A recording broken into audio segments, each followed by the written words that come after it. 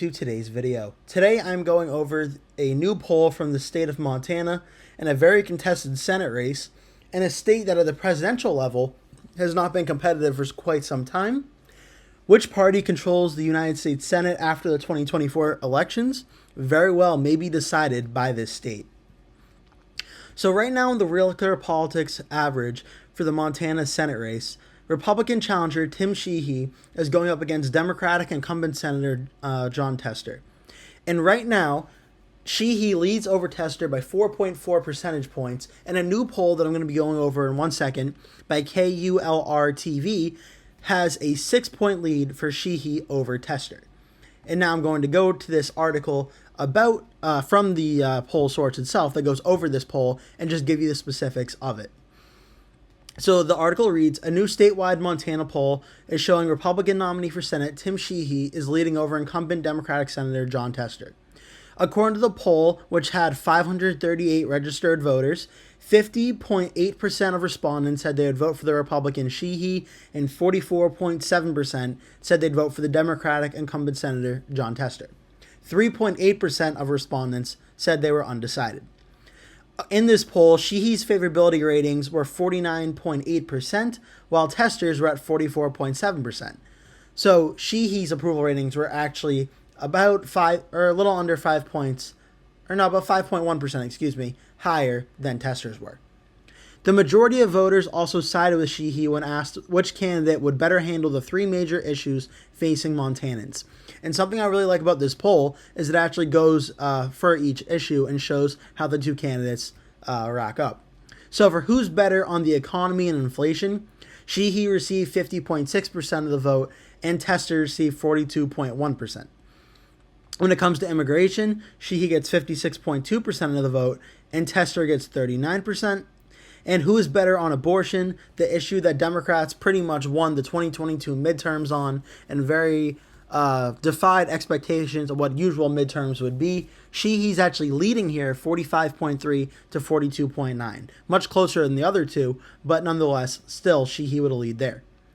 Jon Tester will be reelected in November because of his strong record delivering for veterans, fighting to lower cost working families, and defending Montana's way of life. Jon is focused on delivering for Montana families and not inaccurate polls from partisan pollsters. That was from Monica Robinson, the spokesperson for Montanans for Tester.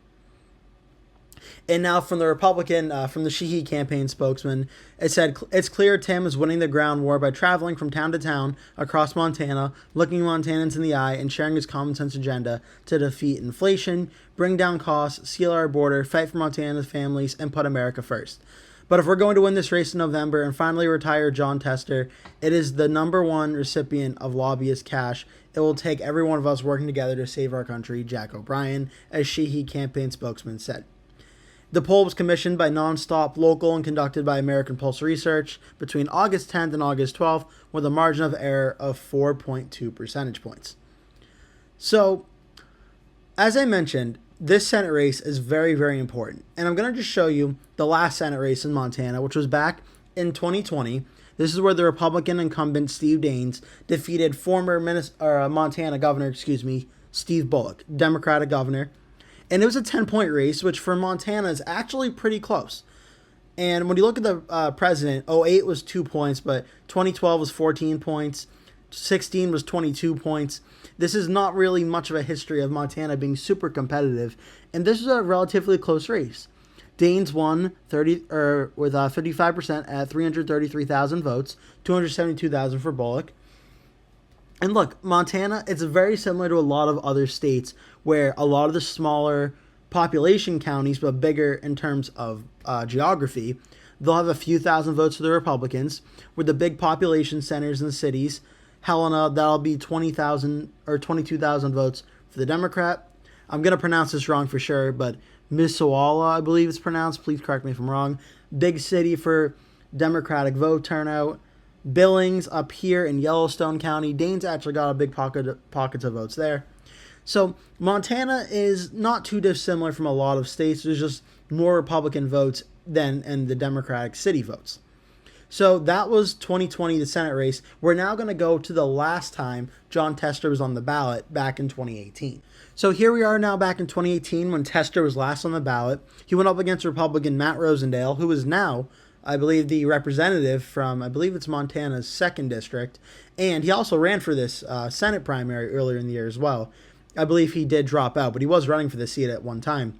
And it was a very close race. 50.3, 46.8, very, very close. And under 4, under 4 percentage points, under 5 percentage points. And look, Great Falls, very close race, Cascade County, 17,000 votes or so, 6 points. Where Helena is, Lewis and Clark County, a big population for Tester. Tester rose with the votes there. Mazwala, going back here, 6730. Billings, still a Republican county, but much closer. Only a 4-point win for Rosendale in this one.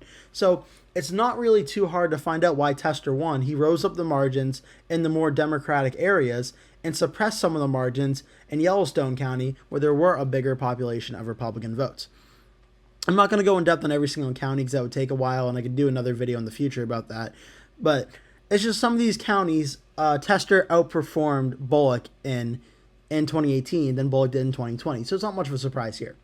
But that's just a brief history of the last time Tester was on the ballot. So why am I talking about this race? It's the state of Montana.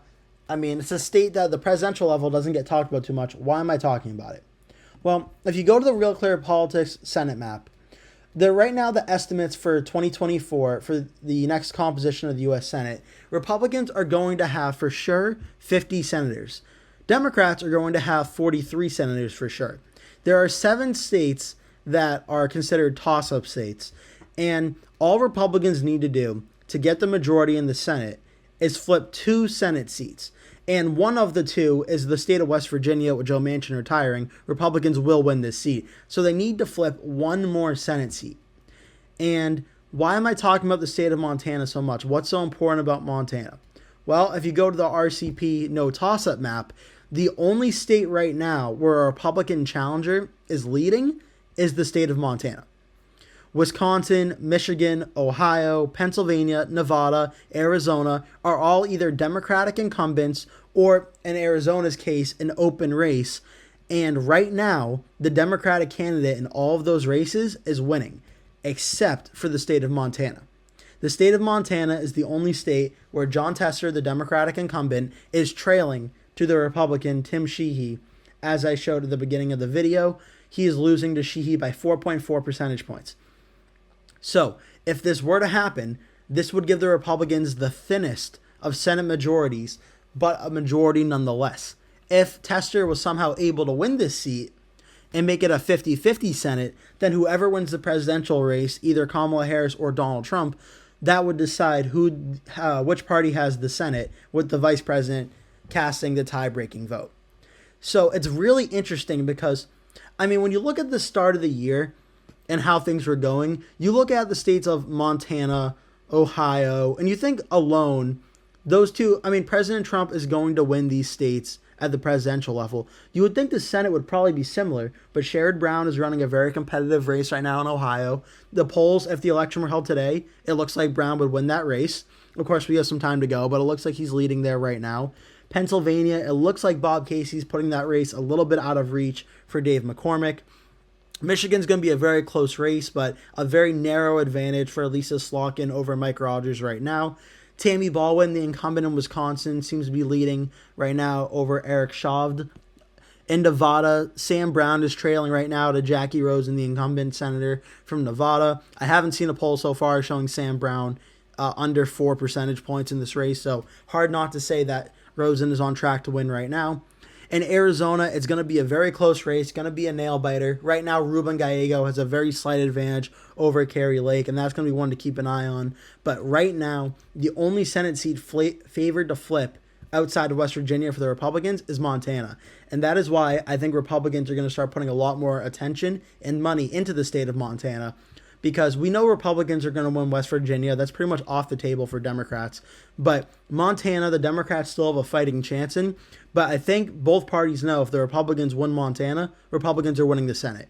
Barring some sort of upset in Texas or Florida by a Democratic candidate, Montana could decide the future of Senate control. So that's why Montana is very, very important in this election, especially in the Senate race. That'll do it for today's video. Thank you so much for watching. Please remember to give this video a like, click subscribe, and share it with all your friends and family if you really enjoyed it. Thank you so much for watching. Hope to see you in a future video.